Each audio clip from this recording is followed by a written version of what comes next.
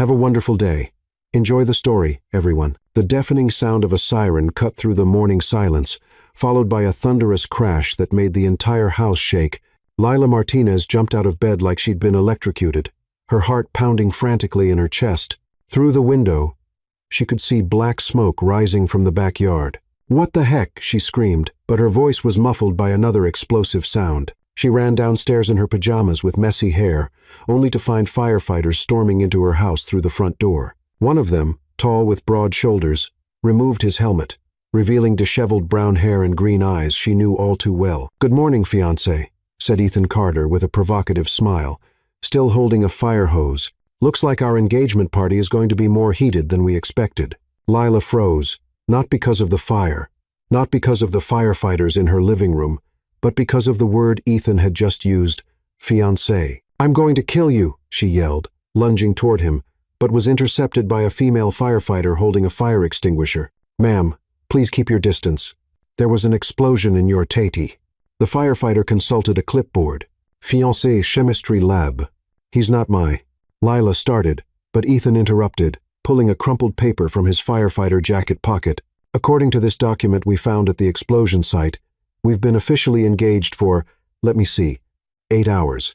Lila snatched the paper from his hands. It was an engagement certificate, completely official with seals and signatures. Their signatures. "This is impossible. I would never sign something like this. Especially with you." Ethan shrugged, running his hand through his hair. "Well, apparently last night you thought differently, along with a bottle of tequila and a very specific bet about who could create the most spectacular chemical reaction." Suddenly, memories started coming back in flashes.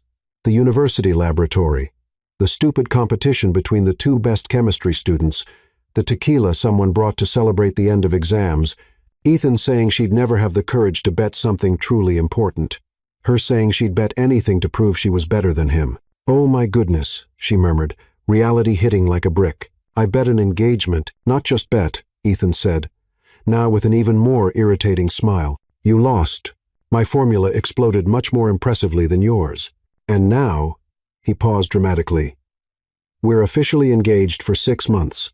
According to the contract, you both signed in the presence of 3 witnesses." Lila looked around. Her house was full of firefighters. There was a smoking hole in the backyard, and she was discovering she had committed herself to the man she detested most in the world. Ethan Carter, the guy who always got better grades than her, who always knew the answers before her, who always managed to make professors laugh with his stupid jokes, who had that irritating, confident smile that made her want to throw something at his head. 6 months? She asked, her voice failing. 6 months, he confirmed. "And considering it was your crazy chemical experiment that caused this explosion, I'd say we're starting off on the wrong foot." Lila looked at the paper again.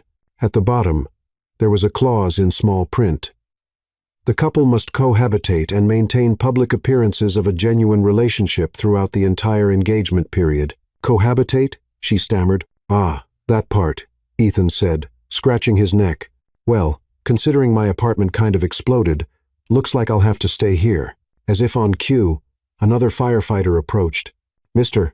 Carter, we managed to control the fire, but the building will need to be condemned for at least 3 months for structural repairs." Lila felt the world spinning. Not only was she engaged to Ethan Carter, but he was also going to live in her house for the next few months. "This can't be happening," she muttered. Ethan approached, lowering his voice. "Look, Lila, I know we started off on the wrong foot." "Started off on the wrong foot?" she exploded. "You blew up my backyard, invaded my house with a fire truck, and now you're telling me we have to pretend we're a couple in love for 6 months. Technically," Ethan said, trying not to smile, "I didn't blow up your backyard. Your experimental formula exploded. I was just trying to put out the fire. You're a firefighter. Part-time job. I need to pay for college somehow." Lila ran her hands through her hair, trying to process the situation. "Let me understand. You're a chemistry student and a firefighter? And a paramedic in my spare time," Ethan added casually. "I mean, now that we're going to live together, it's good for you to know I have medical skills. You never know when you might need them." "I'm going to need a paramedic if you don't stop talking," Lila growled. At that moment, Lila's mother appeared at the front door, still in her robe with an expression of total panic. "Lila, what happened?" "I was coming back from your aunt's house when I saw the firefighters. and she stopped abruptly upon seeing Ethan. "Oh my goodness, you're handsome. Who are you?" "Mom, this is Ethan Carter. Leila swallowed hard. "Fiancé." Lila's mother fainted. Ethan quickly knelt beside her, checking her pulse. "She's fine. Just had a shock. I'll get my medical kit." "You have a medical kit?" Lila asked, impressed despite herself. "Always," Ethan replied, already running toward the fire truck. Rule number 1. Always be prepared. Lila looked at her unconscious mother, the smoking backyard, the firefighters in her living room, and Ethan running with a medical case. In less than an hour, her life had become complete chaos. And the worst part? A small part of her was curious to see what else could go wrong. Ethan came running back and knelt again beside Lila's mother, applying smelling salts with professional expertise. "She'll be fine," he said, looking at Lila with a surprisingly gentle expression. "And as for us, well, Lila, looks like we have 6 months to figure out if we can avoid killing each other." Lila looked into Ethan's green eyes and, for the first time, noticed there was something different in them, something she had never seen before at the university. "Sincerity. 6 months," she repeated, this time not as a question, but as an acceptance of fate. 6 months, Ethan confirmed. "And who knows, maybe it won't be as bad as we think." Lila laughed, a somewhat hysterical sound. "Ethan Carter, you just blew up my backyard, invaded my house, and now you're going to live with me for the next 6 months. If that's not bad, I don't know what is." Ethan smiled, not that irritating smile from always, but something genuine and warm. "Well, at least it won't be boring." And as the firefighters finished cleaning up the debris and her mother slowly regained consciousness, Lila realized Ethan was right. The next 6 months definitely wouldn't be boring. 3 hours later, Lila's house looked like a disaster zone crossed with a medical facility. Her mother, Sofia Martinez, was sitting on the couch with an ice pack on her forehead, occasionally glancing at Ethan with a mixture of suspicion and admiration. The firefighters had finally left, but not before declaring the backyard structurally compromised and Ethan's apartment building uninhabitable for the foreseeable future. Lila stood in her kitchen, staring at the coffee maker like it held the secrets of the universe, when Ethan appeared beside her, carrying 2 large duffel bags and what appeared to be a portable chemistry set. "Please tell me you're not planning to conduct more experiments in my house," Lila said without looking at him. "This is just my mobile lab, you know, for emergencies." Ethan replied, setting the bags down, "And before you ask, yes, it's all perfectly safe. I learned my lesson about mixing volatile compounds with enthusiasm." "Enthusiasm? Is that what we're calling tequila-fueled stupidity now?" Ethan had the decency to look sheepish. "About that, I may have some gaps in my memory, too. But I do remember you challenging me to a battle of the brains and insisting that whoever lost had to do whatever the winner wanted." Lila finally turned to face him. "And you thought, get engaged, was a reasonable request?" "Actually," Ethan scratched his head, "I think that was your suggestion. I was going to ask you to do my organic chemistry homework for a week." Lila's jaw dropped. "I suggested we get engaged? According to Dr. Lee, you stood on the lab table, pointed at me dramatically, and declared that you'd rather marry your worst enemy than admit I was better at chemistry than you." The coffee mug in Lila's hand suddenly felt very heavy.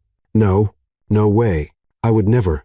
And then, Ethan continued, clearly enjoying her mortification, "You said," and I quote from the witness statements, "Fine.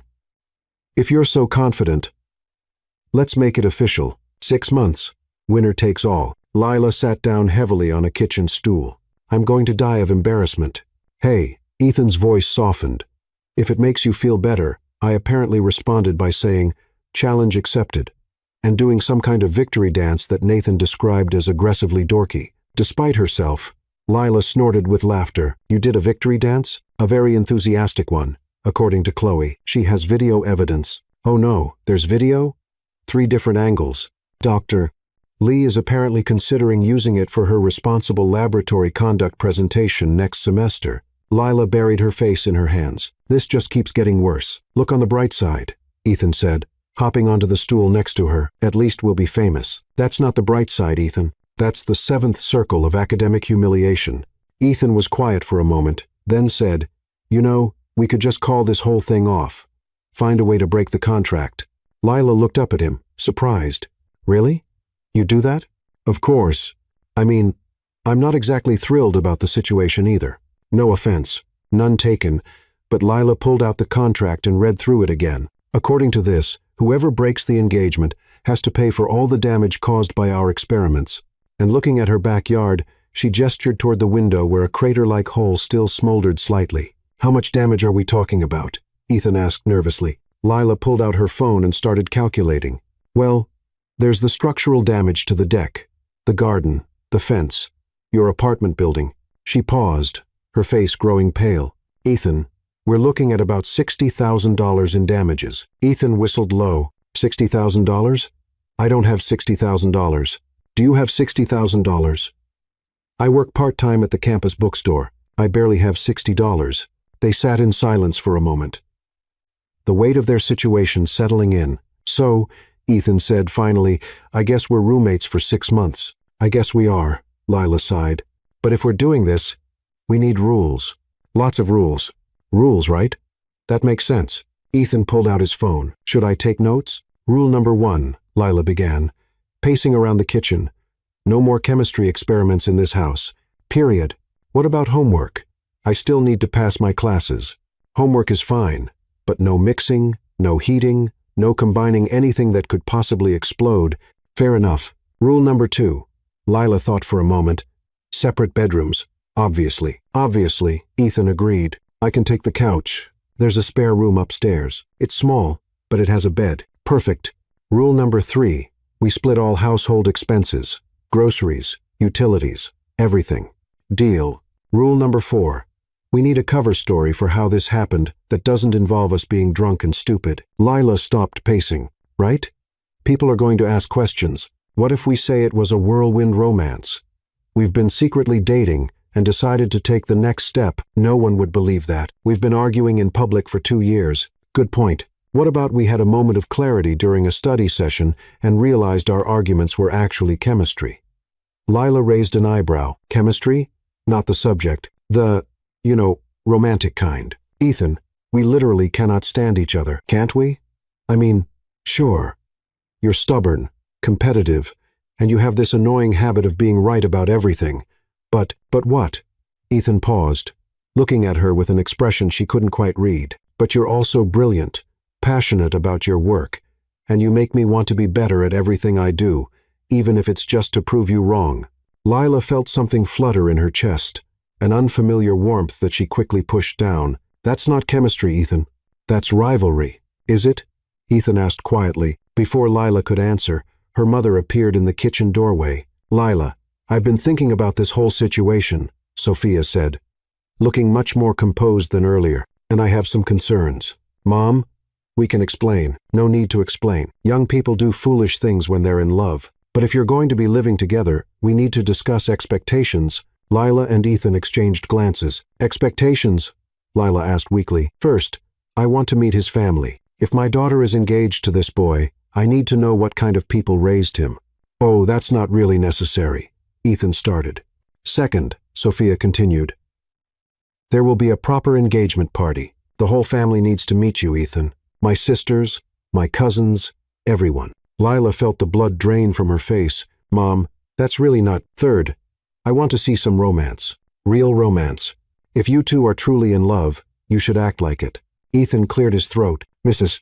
Martinez, with all due respect, Lila and I are still figuring things out. We don't want to rush. Nonsense. You rushed into an engagement, didn't you?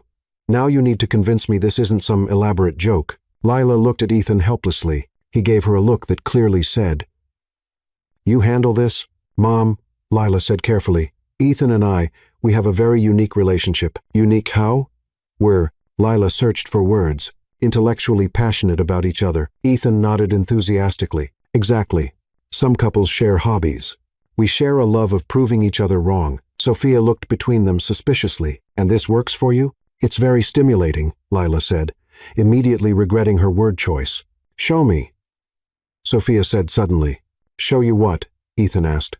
Show me this intellectual passion. Prove to me you're really in love. Lila and Ethan stared at each other in panic. Right now? Lila squeaked. Right now. Ethan took a deep breath, then suddenly grabbed Lila's hands. Lila Martinez, he said in an overly dramatic voice. Your understanding of molecular bonding makes my heart race faster than a spontaneous combustion reaction. Lila blinked at him, then decided to play along. Ethan Carter, when you explain thermodynamics, you make me feel like I'm experiencing an endothermic reaction. You absorb all the energy in the room. Your intelligence is more explosive than any compound I've ever created. Your smile has a longer half-life than uranium. 2, 3, 8. Sophia watched this exchange with growing amusement. Okay, I believe you. You're both completely insane. But I believe you're perfect for each other. After Sophia left, Lila and Ethan collapsed against the kitchen counter, laughing. Longer half-life than uranium-238? Ethan gasped between laughs. Hey, you started it with the spontaneous combustion, Lila replied, wiping tears from her eyes. Your mom is terrifying, by the way. She likes you. If she didn't, you'd know it. Ethan smiled. Well, that's something, I guess. They stood there for a moment, the laughter fading into something more comfortable than Lila had expected. So, Ethan said finally, rule number 5. We have to be convincing when people are watching. Rule number 5, Lila agreed. But only when people are watching, only when people are watching. Ethan confirmed, as Ethan headed upstairs with his bags. Lila couldn't help but think that maybe, just maybe, the next 6 months wouldn't be completely terrible. She was probably wrong. Day 3 of living with Ethan Carter, and Lila had already learned several disturbing facts about her fiancé. 1. He sang in the shower loudly, and it was actually good, which was somehow more annoying than if he'd been terrible. 2. He made coffee strong enough to wake the dead, which she secretly loved but would never admit. 3. He left chemistry journals scattered everywhere, but they were always open to articles she found fascinating. 4.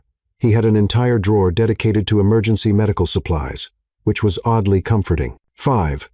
He looked ridiculously good in the morning, even with messy hair and wearing a faded t-shirt that read, I have chemistry jokes. But I don't think they'd get a reaction.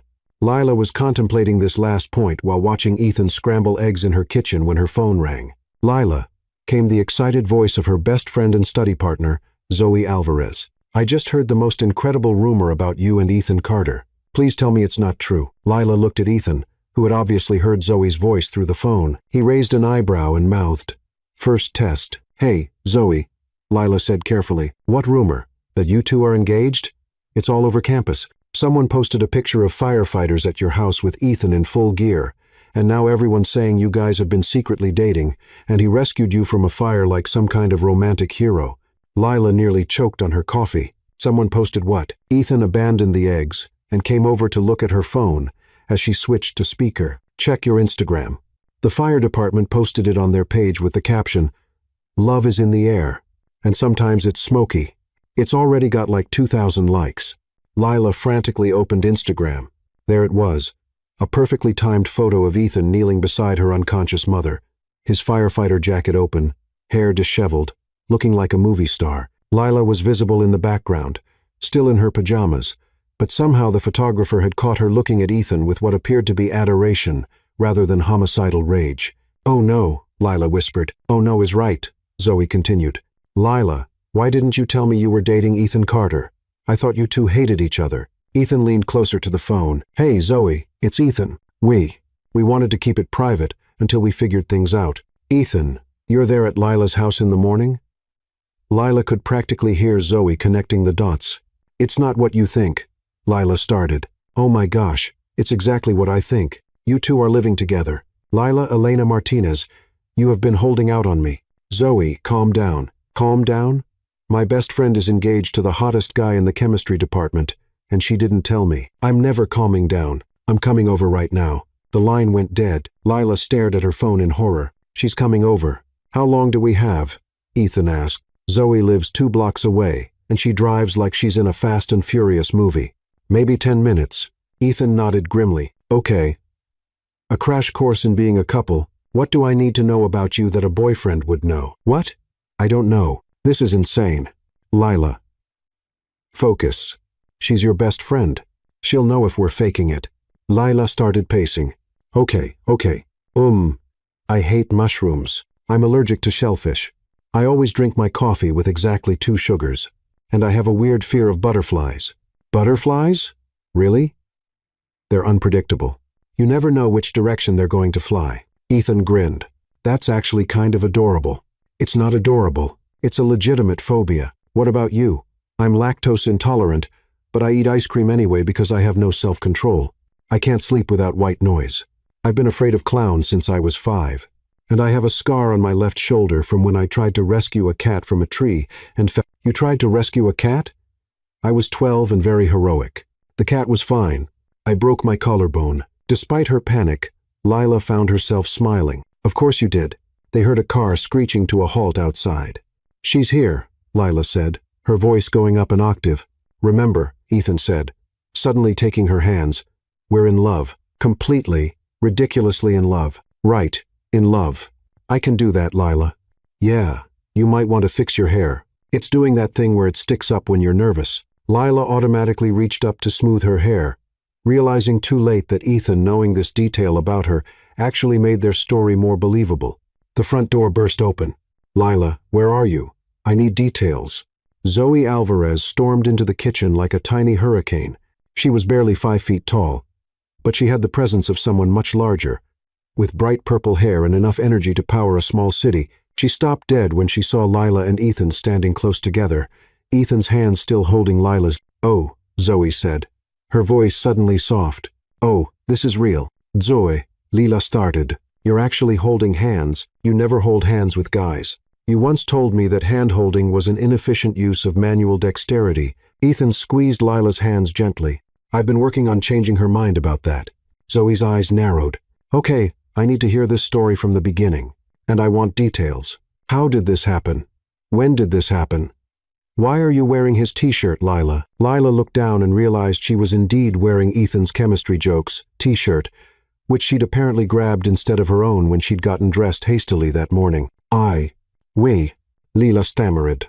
Ethan stepped in smoothly. Lila spilled coffee on her shirt this morning. I offered her one of mine, and you just gave her your shirt to wear? Why wouldn't I? She's my fiancée. Zoe's jaw dropped. Fiancé.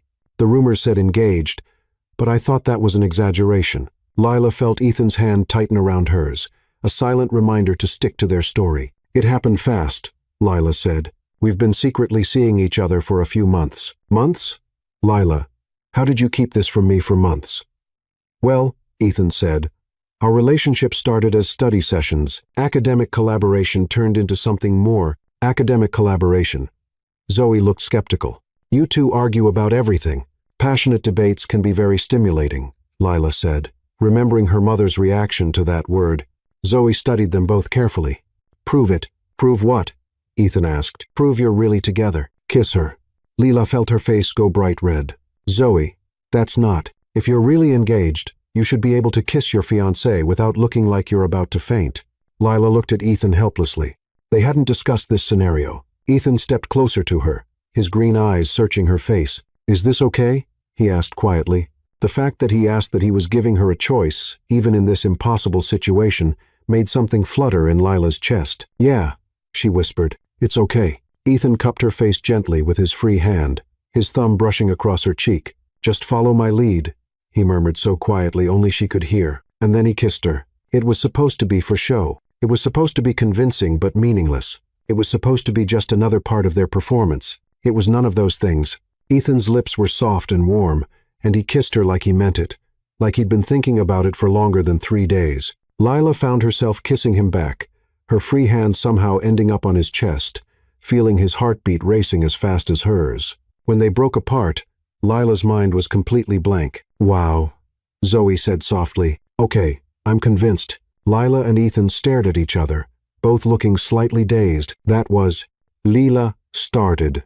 Yeah, Ethan agreed. Zoe clapped her hands together. Okay, now I need the whole story. How did this happen? Start from the beginning. For the next hour, Lila and Ethan spun an elaborate tale of secret study dates, gradual realization of their feelings, and a romantic proposal in the chemistry lab. Zoe hung on every word, occasionally demanding more details that they had to invent on the spot. And the explosion? Zoe asked. Ethan was demonstrating something romantic with chemical reactions. Lila said, it got a little out of hand. I wanted to spell out I love you with controlled combustion reactions, Ethan added. Turns out that's harder than it sounds. That's the most Ethan Carter thing I've ever heard. Zoe laughed. Romantic and slightly dangerous. After Zoe finally left, promising to help plan an engagement party, Lila and Ethan collapsed on the couch. "Well," Ethan said, "that went better than expected, did it? Because I feel like we just told about 15 lies and I can't remember half of them. We'll figure it out. The important thing is, Zoe believed us." Lila nodded, then realized she was still wearing Ethan's t-shirt. "I should probably change." "You don't have to. It looks good on you." Lila felt that flutter again, the one that had started during their kiss. "Ethan." "Yeah, that kiss. That was just for show, right?" Ethan was quiet for a long moment. "Right," he said finally, "just for show." But as Lila headed upstairs to change, she caught Ethan touching his lips thoughtfully, like he was trying to figure something out. And for the first time since this whole mess started, Lila wondered if maybe their fake relationship wasn't going to be the hardest part of the next 6 months. Maybe the hardest part was going to be remembering it was fake. 1 week into their engagement charade, Lila discovered that living with Ethan Carter was like conducting a chemistry experiment where she couldn't predict the results. Just when she thought she had him figured out, he'd do something that completely threw off her calculations. Like the morning she found him in the kitchen at 6 a.m., wearing safety goggles and carefully measuring ingredients for what turned out to be the most perfect pancakes she'd ever tasted.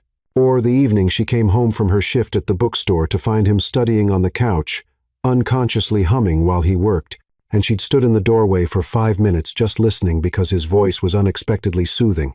Or the way he'd started leaving little chemistry-themed jokes written on sticky notes around the house. "Are you made of copper and tellurium? Because you're cute." It was dorky and ridiculous, and Lila absolutely did not smile every time she found one. Absolutely not.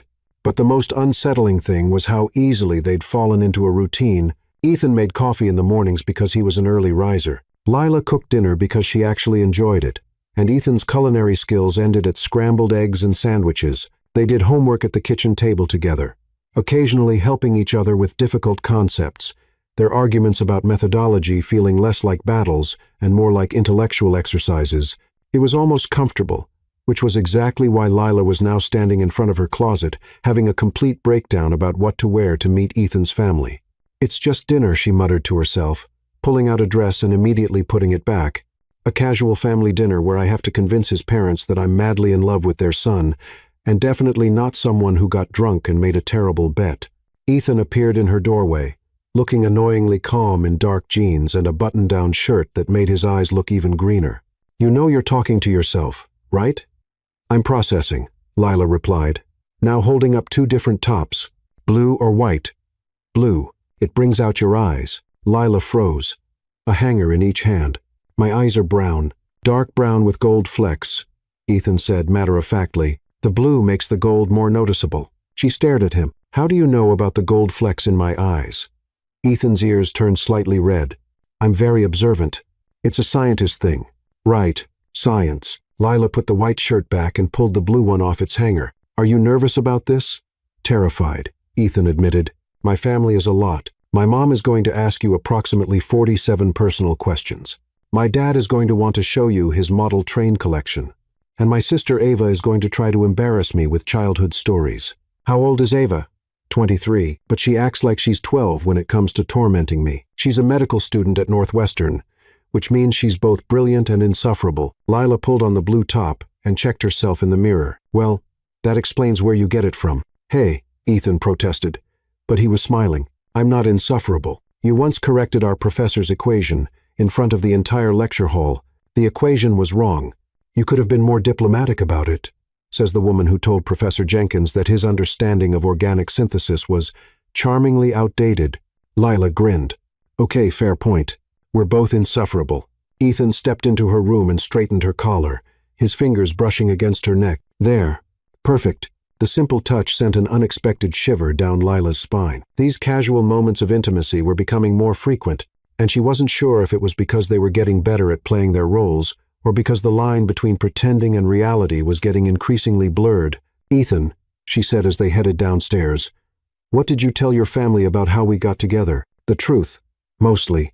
We've been academic rivals. We were both working late in the lab. Things got heated during a debate about chemical bonding, and suddenly we realized our arguments were just another form of chemistry. That's actually not bad. I have my moments." Ethan grabbed his keys from the counter. "Oh, And I may have mentioned that you're the smartest person I've ever met, and that arguing with you is my favorite thing to do. Lila stopped walking. You said that. It's true, isn't it? You challenge me in ways no one else does. Even when you're driving me crazy, you're making me think harder. Before Lila could figure out how to respond to that, her phone buzzed with a text from her mother. Have fun tonight, Lila. Remember to ask about his family's medical history and whether they have any genetic predispositions to baldness. My mom wants to know if your family has a history of baldness, Lila said, showing Ethan the text. Ethan ran a hand through his thick hair. Full head of hair runs in the Carter family. My grandfather had better hair at 70 than most people do at 30. Good. Mom will be pleased. The drive to Ethan's family home took about 20 minutes, during which Ethan provided Lila with a comprehensive briefing on his relatives. His parents, Michael and Linda Carter, had been married for 28 years. His father was a retired engineer who now spent his time building elaborate model train sets in the basement. His mother was a high school English teacher who had strong opinions about everything and wasn't shy about sharing them. The key to surviving dinner with my mom, Ethan explained as they pulled into the driveway of a charming 2-story house with a perfectly manicured lawn, is to ask her about her book club. She's currently obsessed with this romance novel series about vampires who solve mysteries. Vampires who solve mysteries? Don't ask me to explain it. Just nod and look interested. The front door opened before they could even knock, revealing a woman who was clearly Ethan's mother. She had the same green eyes and the same smile, though hers was currently much wider than Ethan's ever got. You must be Lila. Linda Carter pulled Lila into an enthusiastic hug before she could respond. I'm so excited to finally meet the woman who stole my son's heart. Come in. Come in. Michael, they're here. Lila shot Ethan a look that clearly said, You didn't mention your mother was a hugger, but he just shrugged apologetically. The interior of the Carter house was warm and lived in, with family photos covering every available surface and the distinct smell of something delicious cooking.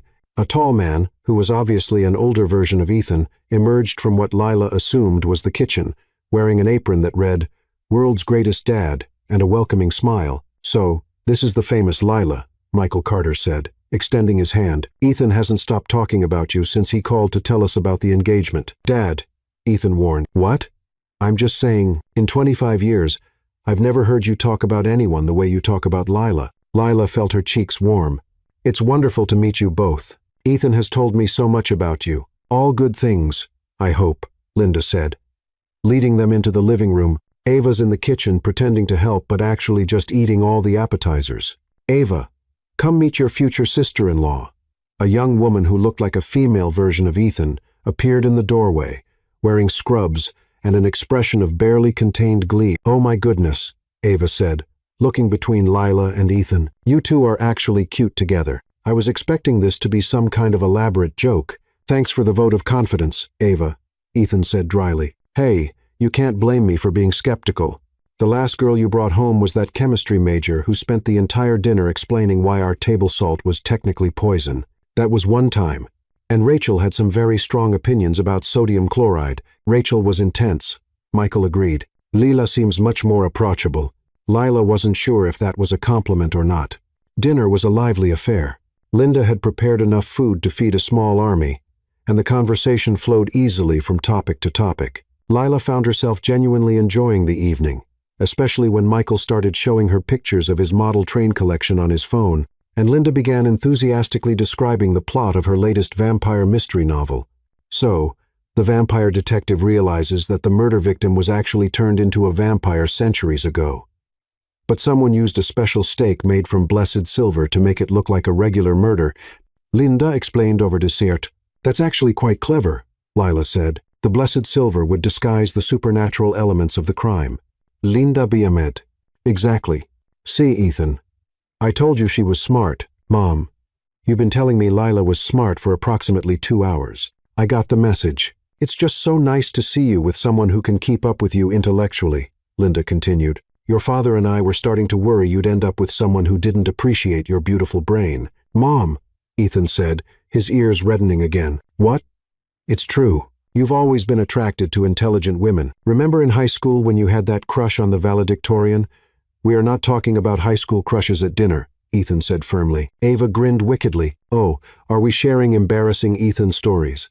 Because I have so many. Ava, No, like the time he tried to impress a girl by building a volcano for the science fair, but he miscalculated the chemical reaction, and it exploded all over the gymnasium. Lila looked at Ethan with new interest. You've been causing chemistry-related explosions for years? It's apparently a recurring theme in my life, Ethan admitted. Or the time he got detention for correcting the chemistry teacher's lesson plan, and then spent the entire detention writing an improved curriculum. That lesson plan was fundamentally flawed, Ethan protested. See, Ava turned to Lila. He's been insufferable about chemistry since he was 15. I prefer passionate, Ethan said. You would? As the evening continued, Lila found herself relaxing in a way she hadn't expected. The Carter family was warm and welcoming, and they clearly adored Ethan. But more than that, she was seeing a different side of him. The way he helped his mother clear the table without being asked, the way he listened patiently to his father's detailed explanation of a particularly complex train track layout, the way he tolerated Ava's teasing with good humor. After dinner, Linda insisted on showing Lila Ethan's childhood bedroom, which had been preserved exactly as he'd left it when he went to college. He was such a serious little boy, Linda said, pointing to a bookshelf filled with science textbooks and chemistry sets, always asking questions, always experimenting with something. I used to find him in the backyard mixing different combinations of dirt and water to see what would happen.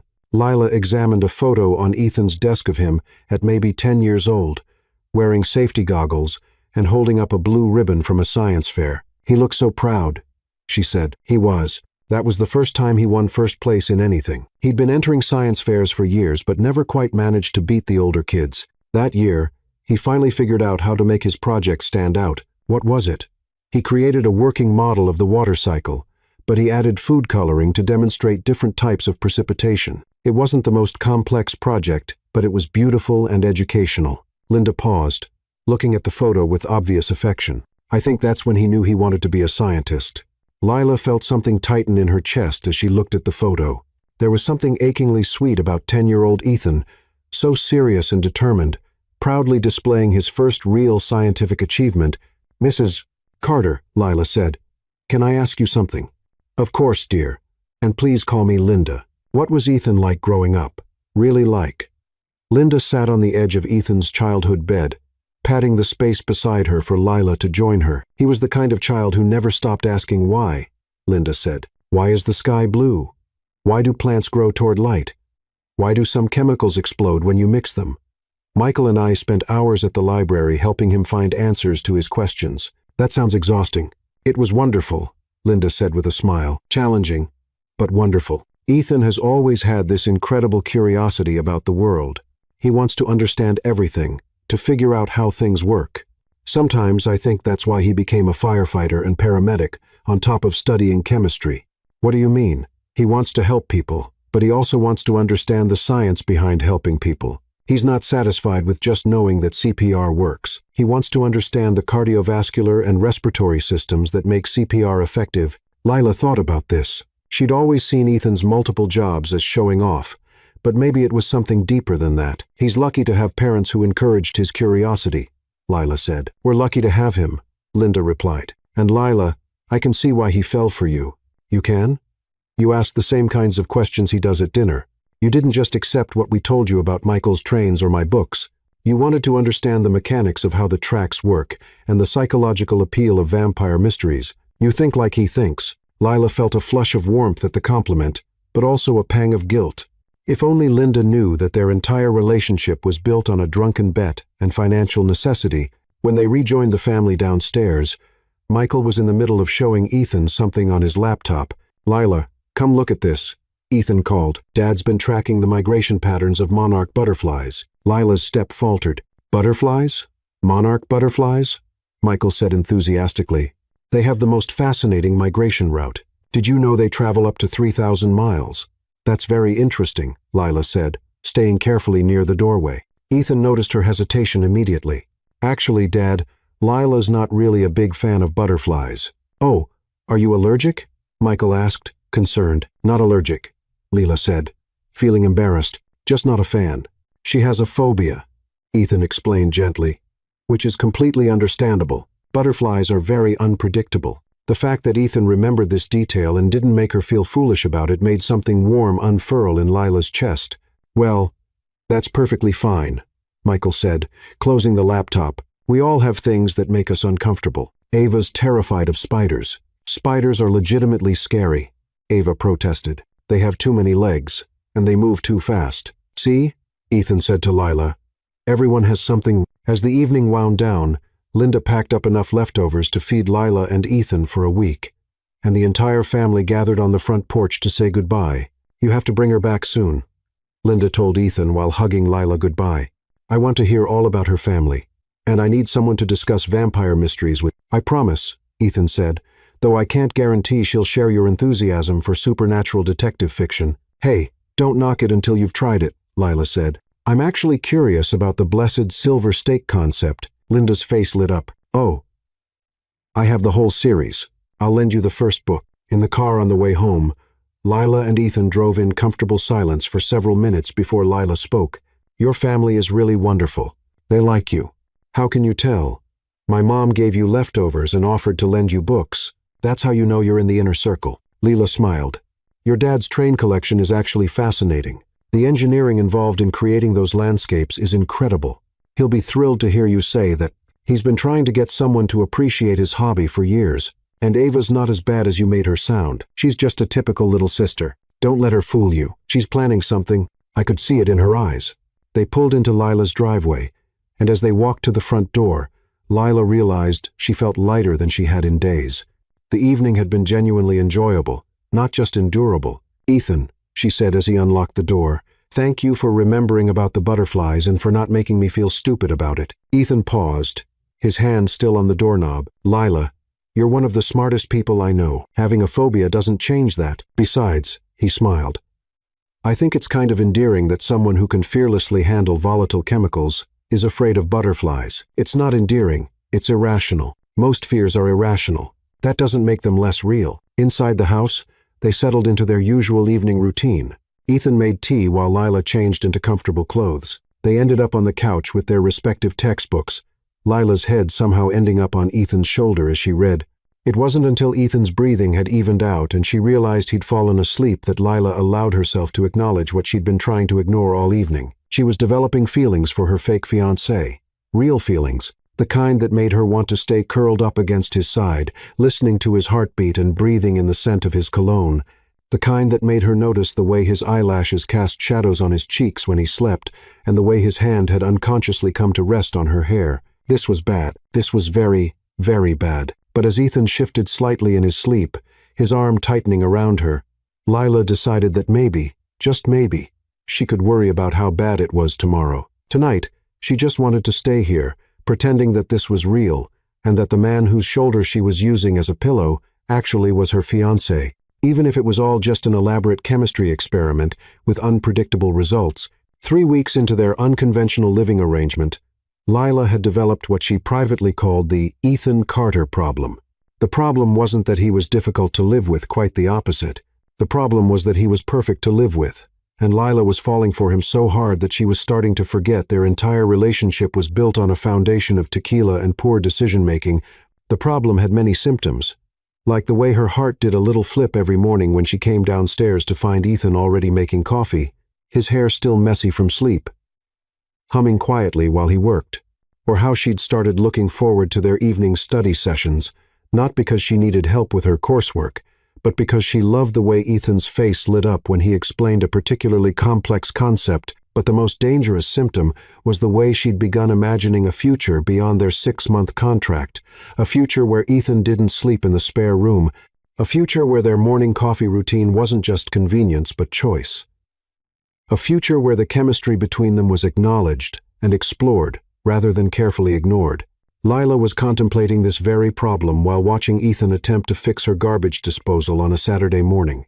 He was lying on his back under the sink, a toolbox beside him, wearing jeans and a t-shirt that had ridden up slightly to reveal a strip of tanned skin that Lila was definitely not staring at.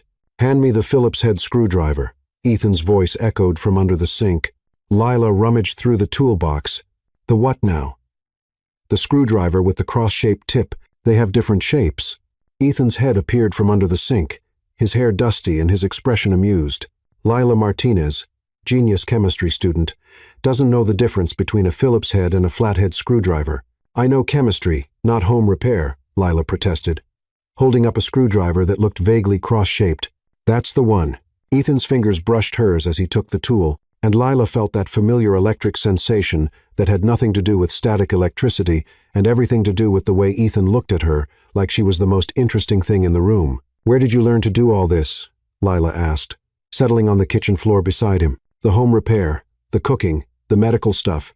Growing up, I was the kind of kid who took everything apart to see how it worked, Ethan explained, sliding back under the sink. My parents got tired of having to call repair people every time I investigated an appliance, so my dad taught me how to put things back together. And the paramedic training, that started in high school, I volunteered with the local fire department and realized I wanted to help people, but I also wanted to understand the science behind helping people. His voice was slightly muffled by the pipes. Chemistry makes sense to me. It's all about understanding how different elements interact. Paramedic work is just chemistry applied to human biology. Lila found herself smiling at the passion in his voice. You really love it, don't you? All of it? Yeah, I do. Ethan slid out from under the sink, sitting up to look at her. What about you? What got you into chemistry? Lila leaned back against the kitchen cabinets, surprised by the question. Most people assumed she'd chosen chemistry because she was good at it, which was true, but not the whole story. My dad, she said after a moment. He was a chemistry teacher before he died. I was 8, and he used to do these amazing experiments in our kitchen, nothing dangerous, she added quickly. Just simple things like making invisible ink with lemon juice, or creating rainbow reactions with food coloring and different density liquids. Ethan had gone very still, listening intently. He always said chemistry was like magic, but better. Because you could understand the magic. You could predict it, control it, use it to make beautiful things, or solve problems. Lila smiled at the memory. After he died, I found all his old chemistry textbooks in the garage. I started reading them because I missed him, and I guess I just never stopped. That's beautiful, Ethan said softly. It's also why I'm so competitive about it, Lila admitted. Chemistry isn't just my major, it's my connection to him. When someone knows more than me or does better than me, it feels like I'm failing him somehow. Ethan reached over and took her hand, a gesture that had become natural over the past few weeks, but still sent warmth shooting up Lila's arm. Lila, your dad would be incredibly proud of you. You're not just good at chemistry, you're passionate about it in a way that's infectious. You make other people love it too. I make you want to prove me wrong, Lila corrected. Same thing, Ethan grinned. Some of my best learning has come from trying to keep up with you. Before Lila could figure out how to respond to that confession, her phone rang. Zoe's name flashed on the screen, and Lila answered without thinking. Lila, perfect timing. Zoe's voice was bright with excitement. I just ran into Dr. Lee at the coffee shop, and she told me the most interesting thing about your engagement story. Lila's stomach dropped. Oh?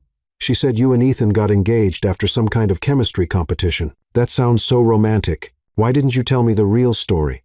Lila looked at Ethan, who had gone pale. They'd been so focused on convincing their families and friends that they'd forgotten about the actual witnesses to their drunken bet. We, Lila stammered.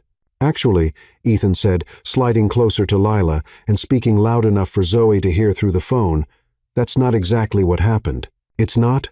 Zoe's voice was curious now. Dr. Lee witnessed the aftermath. Ethan continued smoothly. Lila and I had been working late in the lab, and things got heated. Not the chemistry. Us.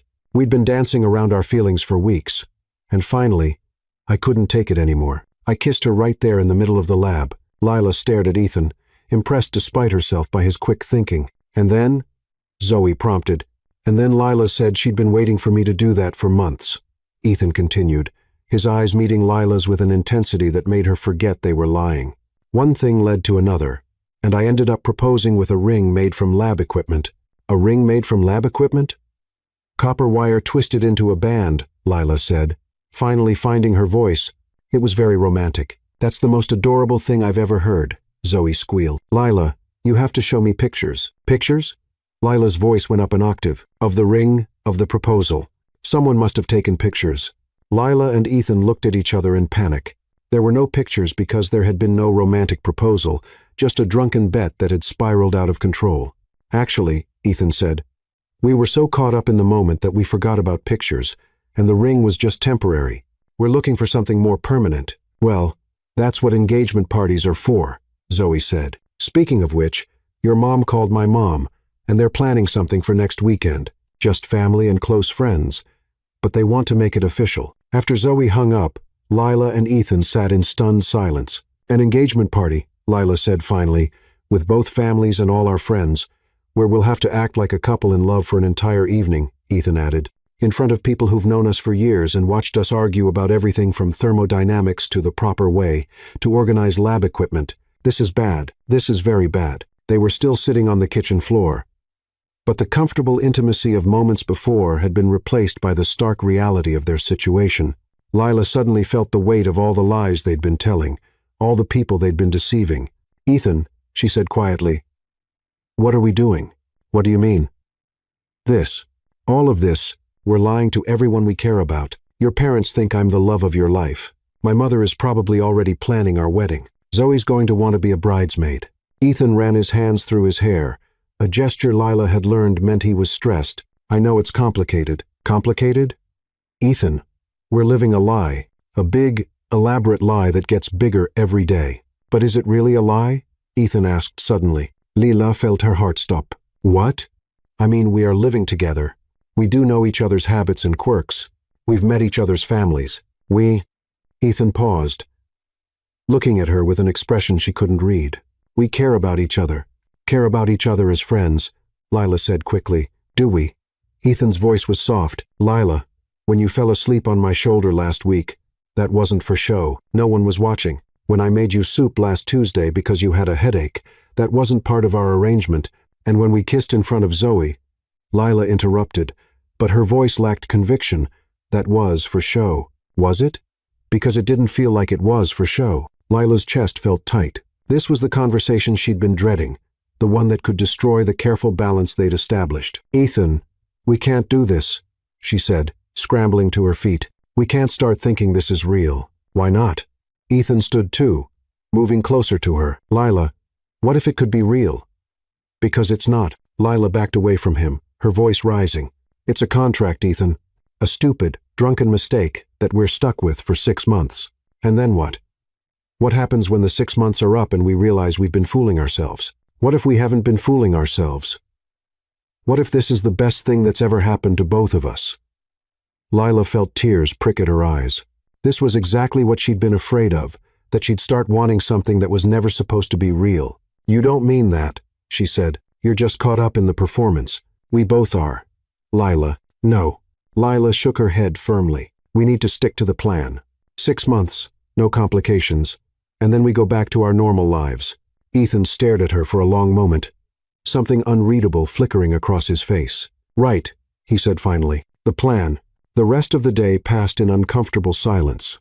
Ethan finished fixing the garbage disposal and then disappeared into his room to study. Lila tried to focus on her homework but kept replaying their conversation, wondering if she'd made a terrible mistake. That evening, they maintained their usual routine with mechanical precision. Ethan made dinner. Lila washed dishes. They studied at the kitchen table without making eye contact. When Lila said goodnight and headed upstairs, Ethan just nodded without looking up from his textbook. It was the first night since moving in together that Lila went to bed feeling lonely in her own house. The next morning, Lila woke to the sound of voices downstairs. She checked the clock. 7:30 a.m., which was early for visitors. She pulled on a robe and headed downstairs to find Ethan in the kitchen with Ava, both of them drinking coffee and speaking in low voices. "Lila." Ava's face lit up when she saw her. "Perfect timing. I was just telling Ethan about my brilliant idea for your engagement party." Lila forced a smile. "Oh? So, you know how you two met through chemistry, right? I thought it would be adorable to have a chemistry-themed party. We could do molecular gastronomy for the food, use beakers and test tubes for drinks, maybe even set up some safe chemical demonstrations." Lila looked at Ethan, who was studying his coffee cup like it contained the secrets of the universe. "That sounds elaborate," Lila said carefully. "I know someone who does event planning with scientific themes," Ava continued enthusiastically. "She did this amazing periodic table seating chart for a professor's retirement party. We could do something similar for your engagement." "Ava," Ethan said quietly, "that's really thoughtful. But what? Don't you think Lila would love it? It's perfect for both of you." Lila felt a stab of guilt at Ava's excitement. Ethan's sister was genuinely happy for them, planning an elaborate party to celebrate a relationship that didn't exist. "It's a wonderful idea," Lila said, because what else could she say? "Very thoughtful. Great. I'll call the planner today. This is going to be the best engagement party ever." After Ava left, Lila and Ethan continued their silent treatment from the day before, but now the silence felt different, heavier, filled with things they weren't saying. The breaking point came that afternoon. Lila was in her room trying to study when she heard a crash from downstairs, followed by Ethan swearing creatively. She found him in the kitchen, standing in the middle of what appeared to be the remains of a glass mixing bowl, his hand bleeding. What happened? Lila rushed to him without thinking. Her earlier resolution to maintain distance forgotten. "I was trying to make bread," Ethan said, looking embarrassed. The bowl slipped. Lila guided him to the sink, turning on the water to rinse the cut on his palm. It was deeper than she'd expected, and blood kept welling up despite the cold water. "This needs stitches," she said, examining the wound. "We should go to the emergency room." "It's fine. I can handle it." "Ethan, you're bleeding all over my kitchen." "It's not fine. I'm a paramedic. Lila, I know how to treat a cut. You're also right-handed. And this is your right hand. How exactly are you planning to stitch yourself up?" Ethan looked down at his hand, clearly realizing the logistics problem. "I could call Ava," he said. "She's got medical training. Ava's an hour away. And you're bleeding now." Lila grabbed a clean towel and pressed it firmly against the cut. "I'm driving you to the hospital." "Lila, no arguments. We're going." 45 minutes later, they were sitting in an emergency room examination room while a nurse finished stitching Ethan's hand. Lila had held his other hand throughout the procedure, a fact that she was trying very hard not to think about. "You'll need to keep this dry for a week," the nurse was saying, "and come back if you notice any signs of infection." "Thank you," Ethan said, flexing his fingers gingerly. "You're lucky your girlfriend was there to bring you in," the nurse continued. "Head wounds and hand wounds always bleed more than they look like they should." After the nurse left, Lila and Ethan sat in the examination room, the awkwardness of the morning forgotten in the wake of the medical crisis. "Thank you," Ethan said quietly. "For what?" "For taking care of me. For not letting me try to stitch my own hand." Lila shrugged. "You would have done the same for me." "Yeah, I would have."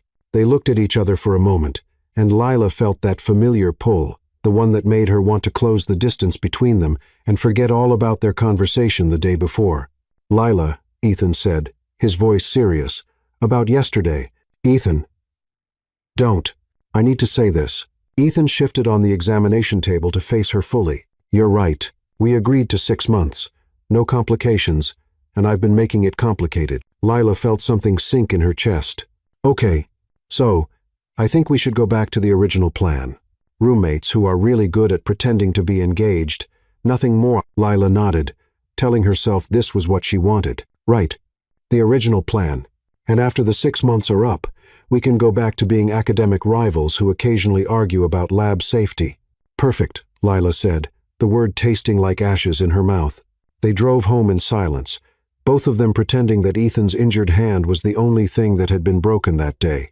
That evening, Lila found herself standing in her backyard, looking at the spot where Ethan's experiment had exploded and started this whole mess. The crater had been filled in, and the grass was starting to grow back.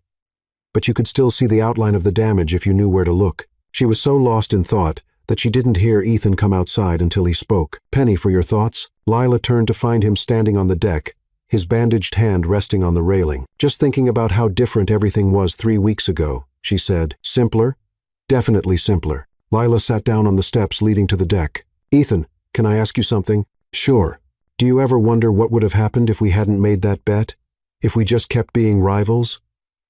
Ethan was quiet for so long that Lila thought he wasn't going to answer. When he finally spoke, his voice was thoughtful. "I think we would have kept circling each other for the rest of college," he said, "arguing and competing and never quite figuring out why we couldn't just ignore each other. And now? Now we know." Lila looked up at him. "Know what?" Ethan met her eyes. And for a moment, Lila saw something raw and honest in his expression.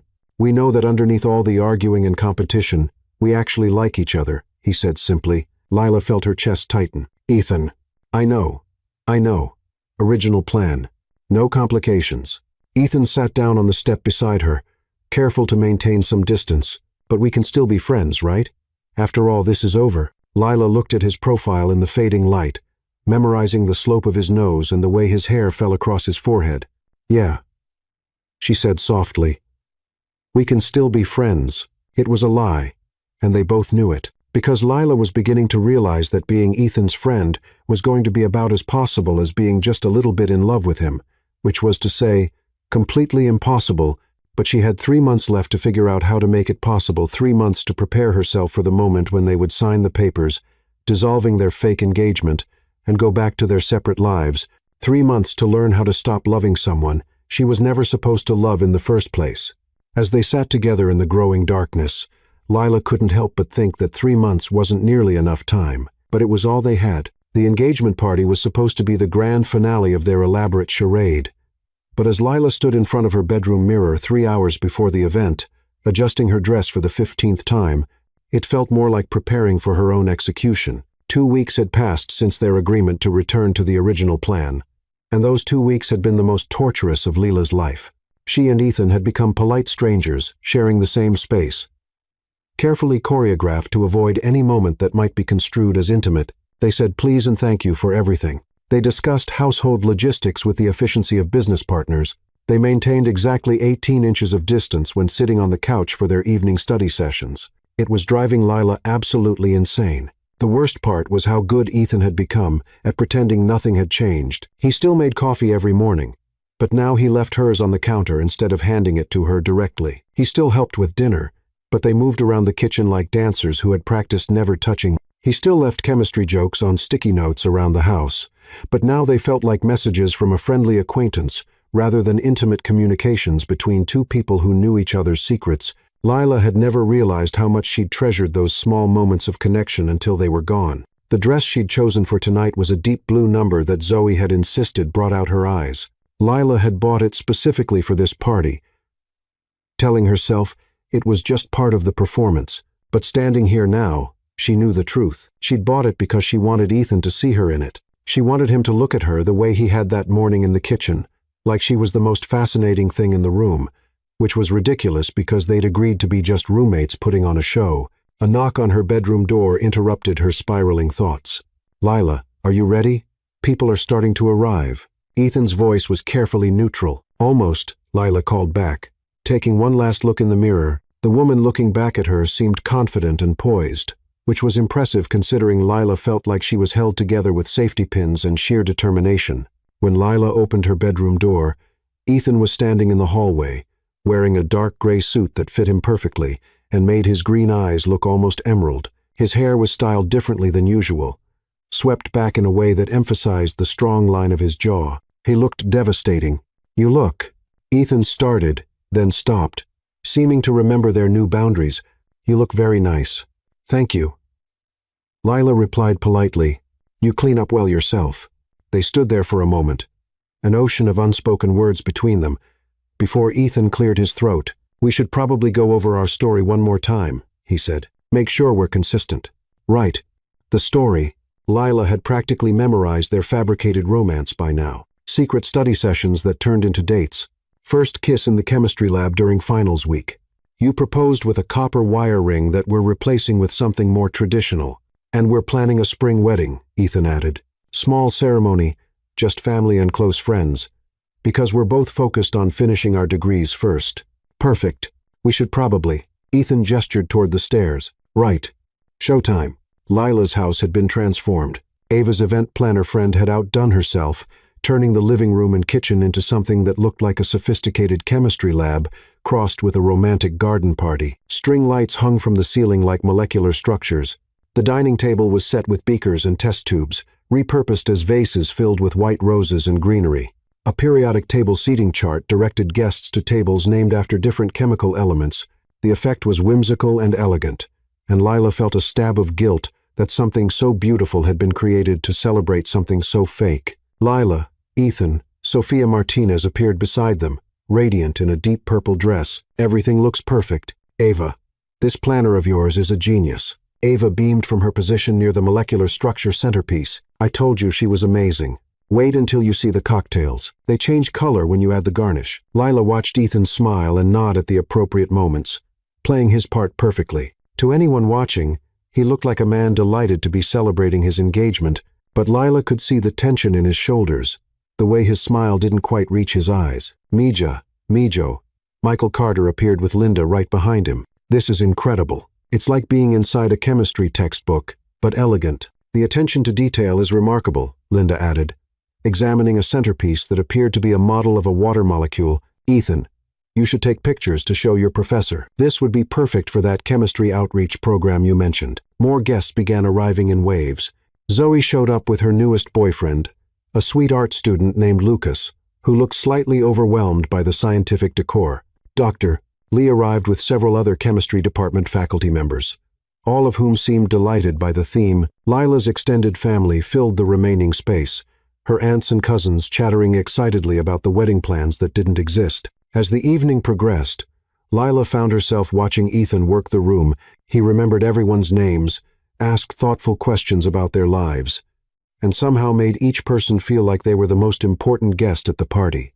When Dr. Lee mentioned her research into sustainable chemical processes, Ethan engaged her in a detailed discussion that made the professor's face light up. When Lila's teenage cousin Isabella shyly asked about his firefighter work, Ethan spent 20 minutes patiently answering her questions about emergency medicine. He was, Lila realized with a pang, exactly the kind of man she would want to bring home to her family. Kind, intelligent, genuinely interested in other people, and capable of holding his own in any conversation. If their relationship were real, she would be proud to call him her fiancé. The thought made her chest ache. Lila, sweetheart. Lila's Aunt Clara appeared at her elbow. When are you and Ethan going to give us a speech? Everyone's dying to hear the story of how you two fell in love. Lila's blood ran cold. They hadn't prepared a speech.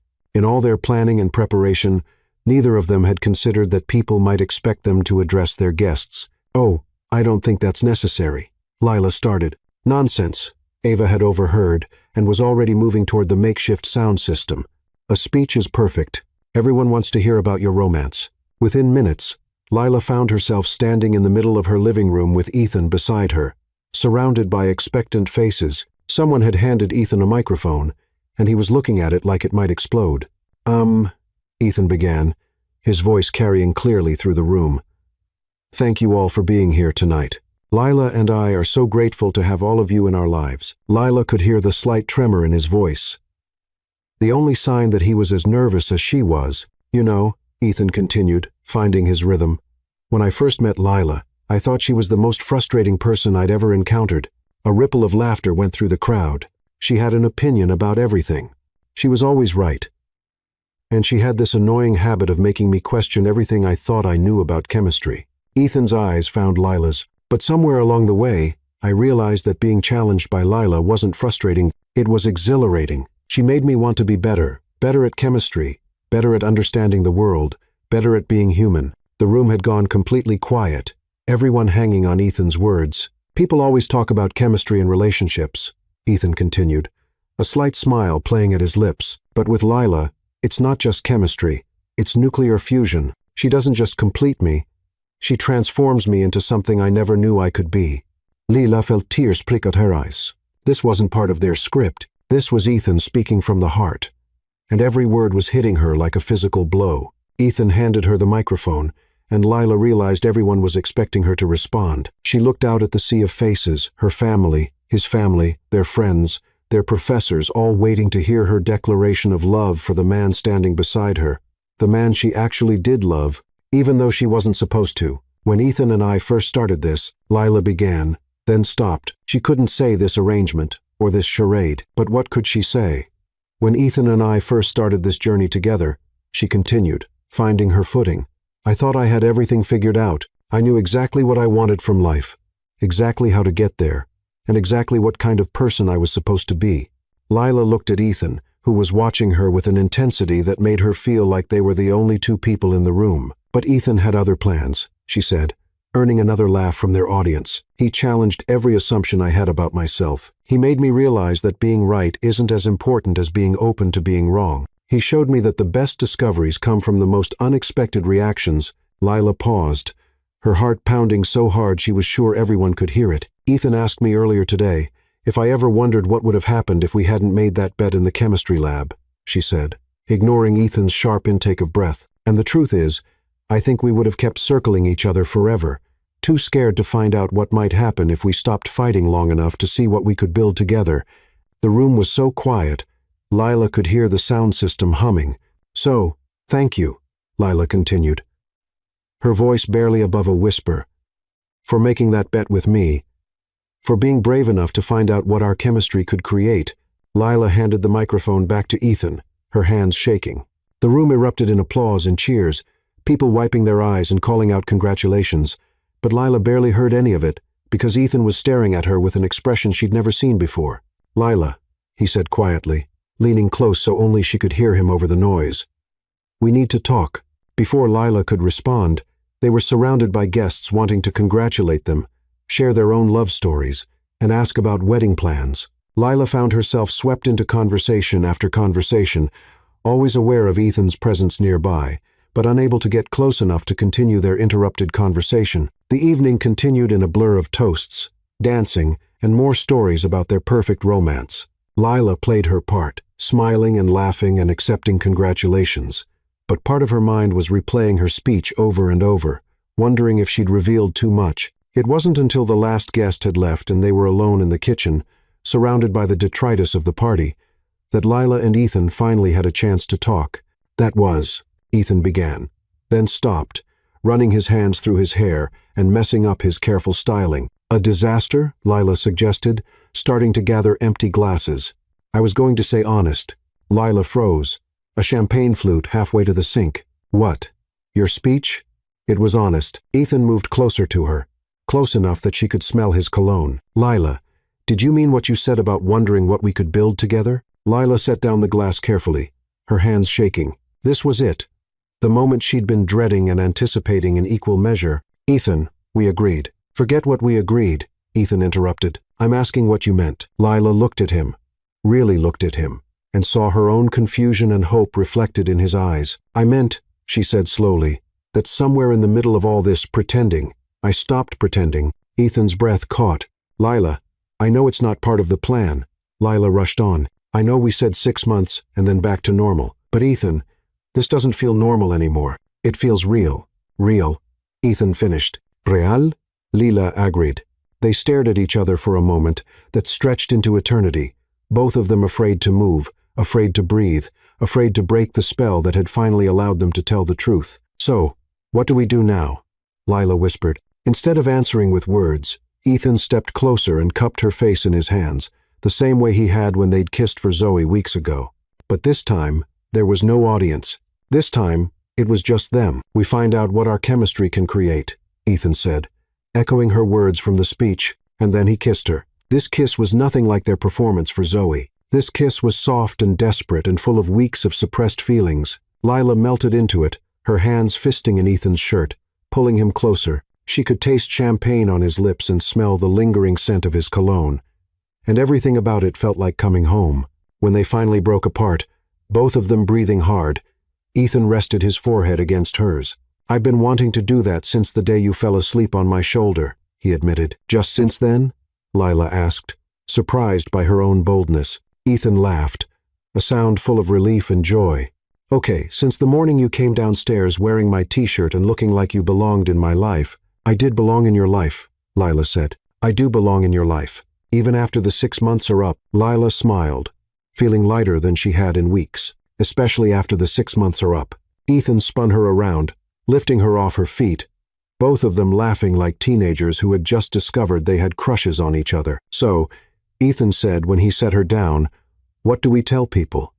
"That our fake engagement turned into a real one." "We tell them the truth," Lila said, "that sometimes the best reactions happen when you're not expecting them, and that the most stable compounds are formed under pressure." "Exactly." Lila stood on her tiptoes to kiss him again, brief and sweet, "though we should probably keep the part about the tequila and the bet to ourselves." "Agreed.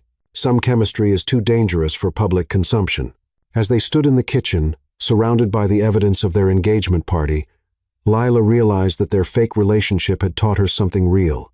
That the best kind of love wasn't the kind that made sense on paper, but the kind that surprised you with its unexpected reactions.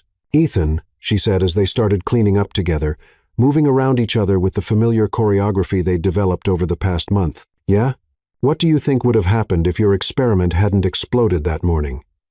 Ethan considered this. Stacking plates with careful precision, I think we would have found some other way to end up here. Maybe it would have taken longer. Maybe it would have been messier.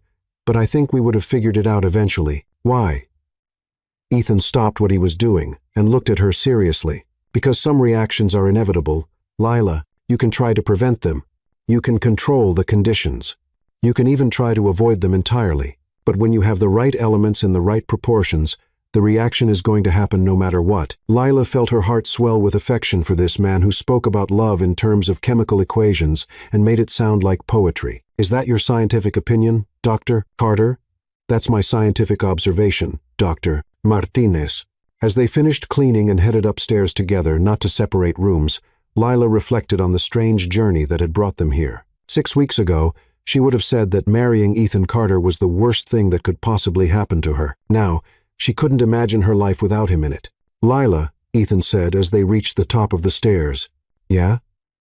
Tomorrow when we wake up, this is still going to be real, right? This isn't just some reaction that's going to burn out overnight. Lila looked at this man who had become her partner in crime, her intellectual equal, her closest friend, and now, somehow, the love of her life. Ethan Carter, she said, echoing the words from her speech. What we have isn't just chemistry, it's nuclear fusion. That kind of reaction doesn't burn out. It powers stars. Ethan's smile was so bright, it could have powered a few stars itself. In that case, he said, taking her hand and leading her toward what had been his room and was now going to be their room, I think we're going to have a very bright future. As Lila followed Ethan into their bedroom, she couldn't help but laugh at the absurdity of it all. She'd started this mess by making a drunken bet with the man she thought she hated. She was ending it by falling in love with her best friend. If that wasn't chemistry, she didn't know what was. Epilogue. 6 months later, Lila Martinez Carter, she'd decided to hyphenate, stood in the same chemistry lab where this whole adventure had begun, to watching Ethan demonstrate proper lab safety techniques to a group of fascinated high school students. The key to any successful experiment, Ethan was saying, is preparation, observation, and knowing when to trust your partner. He caught Lila's eye and winked, making her heart do the same little flip it had been doing for months now. They'd gotten married 3 weeks after their engagement party in a small ceremony in Lila's backyard, right over the spot where Ethan's first experiment had exploded. Sophia had cried through the entire ceremony. Linda had taken approximately 300 photos. Ava had given a maid of honor speech that included a detailed analysis of their chemical compatibility. And Michael had walked Lila down the aisle when her own father couldn't a gesture that had reduced everyone to tears. The best part, though, had been the moment when the officiant asked if they took each other as husband and wife, and Lila and Ethan had answered in unison. The reaction is inevitable. Now, 6 months later, they were finishing their final semester of undergraduate work and preparing for graduate school at the same university, in the same program, because some partnerships were too good to separate. Mrs. Martinez Carter, one of the high school students, raised her hand. Is it true that you and Mr. Carter met because of a chemistry accident? Lila exchanged a look with Ethan, both of them trying not to laugh. Not exactly, Lila said diplomatically. We met because we were both very passionate about chemistry. Sometimes passion can lead to unexpected reactions. But the explosion in your backyard really happened, right? Another student asked. My sister goes to college here, and she heard about it. The explosion really happened, Ethan confirmed, and it taught us both an important lesson about lab safety and the importance of having a good partner to help you clean up your messes.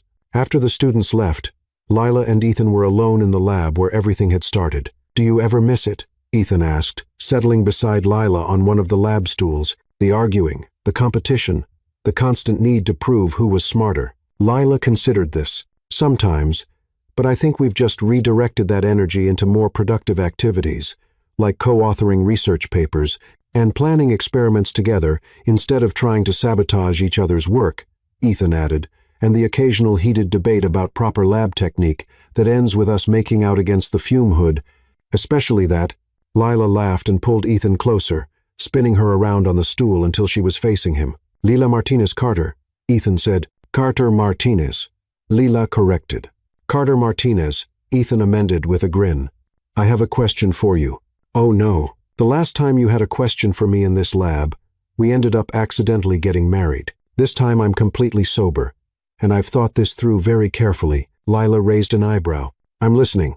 Ethan took her hands, a gesture that had become as natural as breathing over the past months. "Do you want to spend the rest of our lives conducting experiments together? The kind that might explode, the kind that might fail spectacularly, and the kind that might just change the world." Lila felt that familiar warmth spread through her chest, the one that happened every time Ethan reminded her why she'd fallen in love with him. "Ethan Carter," she said. "I thought you'd never ask. Is that a yes?" "That's a—" "The reaction is inevitable," Lila said, standing up to kiss her husband, "and I can't wait to see what we discover next." As they kissed in the same lab where they'd first made their ridiculous bet, Lila reflected on the strange alchemy that had brought them together. She'd